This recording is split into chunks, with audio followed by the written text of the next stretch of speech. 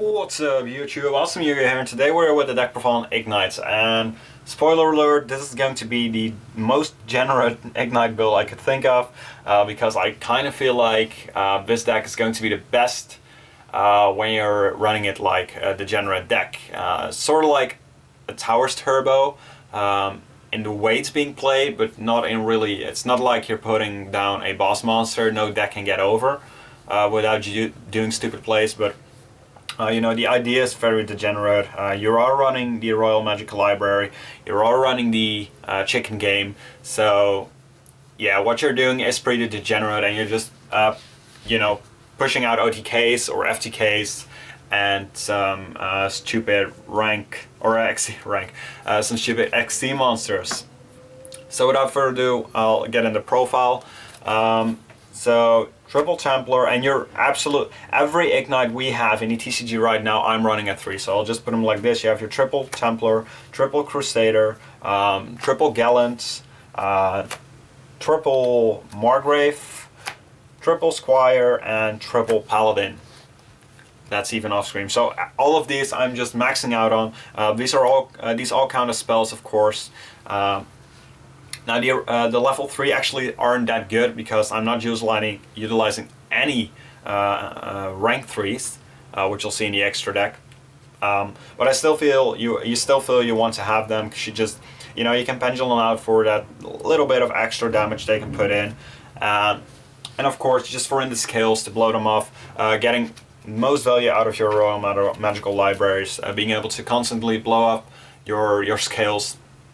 I feel like maxing out on them isn't that bad, but you could probably like cut some of these level 3s, especially like the Squire, because he actually puts in nothing on the offensive part of this game.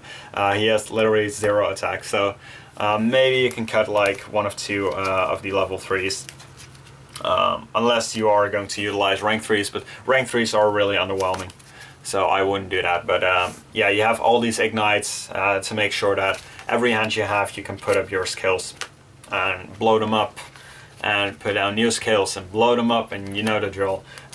Just so you can get draws for this kind of Royal Magical Library. Of course, putting one of these in your pendulum zone is going to count as activating a spell card. So getting 3 spell cards activated, drawing a card, you know, degenerate stuff. Triple Library, double Summon a Monk, along with like with the Baseball Kit, and of course being able to bring out the Magical Library. Baseball Kit actually searchable with the effects of the Ignites as well, making some OTKs, and pretty much Summon a Monk is a degenerate card on its own, just helps with the degeneracy of this deck, because this is a degenerate deck, degenerate. So there you have it. The one Luster Pendulum, the Drago Slayer, this is for summoning the Ignister, which is a really good card. So you are playing one of him now. Besides that, he doesn't have that much synergy. His skill doesn't really add up. He's a 5, so with a 5 and a 2 you could pendulum like your 3s and 4s. But you know, that's not that great. But he does, his pendulum effect is useful as well. But I feel like one of him is enough. And then the one Rescue Hamster, because his, let's see, his pendulum effects. Yeah. His pendulum effect is like really good in this deck. You can actually play Rescue Hamster as well to get out like double Templar or double Paladin, but that isn't that great. But I do definitely like the Rescue Hamster in this, so I am running one of him. And that is it for the monsters, like kinda, because most of them are actually spells or used as spells, but that's kind of like the monsters. Then for the spells, Triple Upstart, you know, just get that counter on Magical Library. I'm running one of the Ignite Phoenix. I said that in my Cosmo deck profile as well. I really do like the field spells that Konami is making, and I actually kind of like this as well, especially at 1, you know.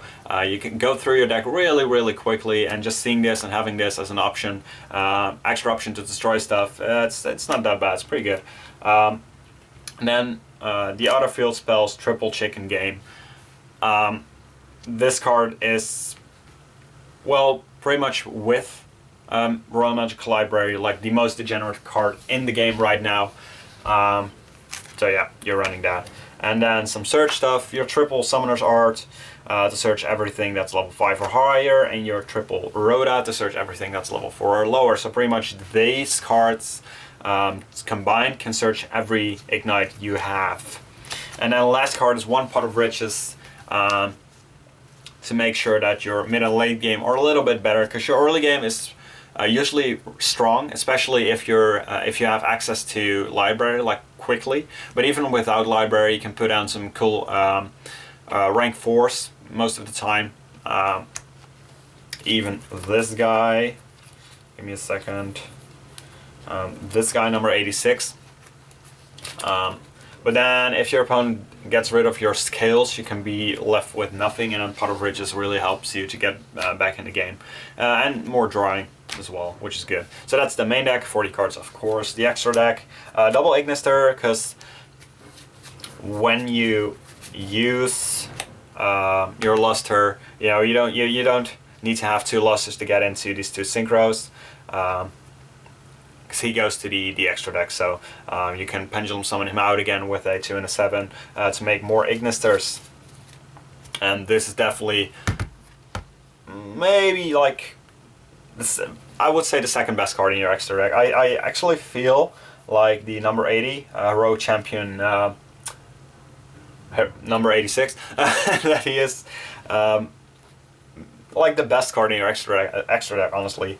Gaia Dragon, number 39 Utopia Beyond for the OTK push, Focusaurus, more damage, Durandal, Constellar Diamond with the Ptolemaeus, Hero Champion Excalibur, and then out to Towers, Castel, Exiton, the best guy, because all your Ignites are warriors of course. Karen Gorgon, really relevant to protect your skills, Blade Armor Ninja, more OTK pushes, and Giant Hand. This is probably, if you can make number 86, this is probably your go-to guy first turn, when you're forced to go first, as a rank 4 play, as an XC's play, because he's the most defensive card you pretty much have in this deck in its entirety. So that's the deck. I don't have a side deck, because I feel like I probably shouldn't be doing those anymore, since side deck changes pretty much on where you are, and you know, side decks change every single moment pretty much. Depends on how you're feeling, what you're playing against, what you think like you're going to play against, where you're playing. So yeah, it's not, I don't feel that's much use, but I'd probably side like the trap, the Triumph or something, that disallows your opponent to special summon pretty much. I'd probably cite some stuff like Shadow Imprisoning Mirror, maybe something like Wavering Eyes as well. And yeah, I'm not sure off the top of my head, because I actually haven't been using a side deck with Ignites at all, because this deck can lose to a lot of side decks, and you never want to lose your degeneracy. So yeah, that's the deck profile in the comment section down below. Let me know what you think of Ignites. I do actually believe that this topped that Ignites as a deck topped YCS Rimini, but I'm not sure. But I think they got top 32. Correct me if I'm wrong. Which is really amazing. I didn't think that this deck would take off that quickly. I mean, don't get me wrong, this deck definitely has the power to top a YCS, but I didn't think anyone would actually be playing this.